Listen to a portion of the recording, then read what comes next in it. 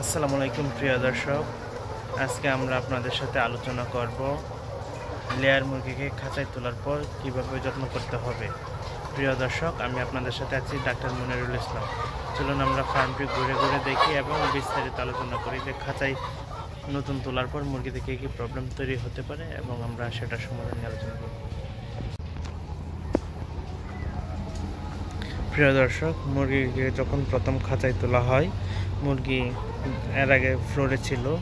ফ্লোরে থাকা অবস্থায় মুরগি খাদ্যের পাত্রে খাবার খেত এবং পানির পাত্রে খাবার খেত, যা মুরগির জন্য একটি অভ্যাসে পরিণত হয়। হঠাৎ করে যখন মুরগিকে খাঁচায় তোলা হয় এবং নিপল ড্রিঙ্কার ইউজ করা হয়, সেই ক্ষেত্রে মুরগি অনভ্যাসতার কারণে মুরগি খাবার এবং পানি খেতে একটু দেরি করে।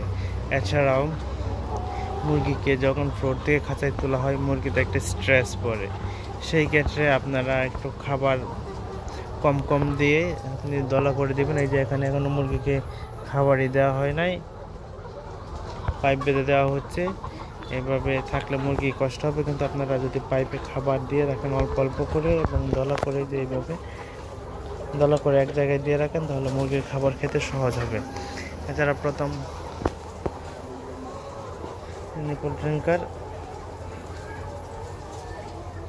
মুরগি সেটা বুঝতে হবে আগে যে এটা যেন নিপল ড্রিঙ্কার, তাহলে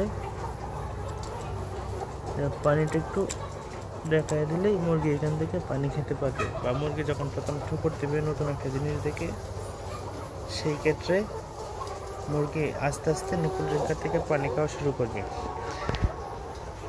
আর মুরগির স্ট্রেস রিলিফ করার জন্য আপনারা পানিতে রেনাসি বা গ্লুকোজ বা স্যালাইন জাতীয় যে কোনো একটা কিছু ব্যবহার করতে পারেন। সেই ক্ষেত্রে আপনার মুরগির স্ট্রেসটা দ্রুত কমে যাবে এবং মুরগি খাবার এবং পানি খাওয়া সহজে শুরু করবে।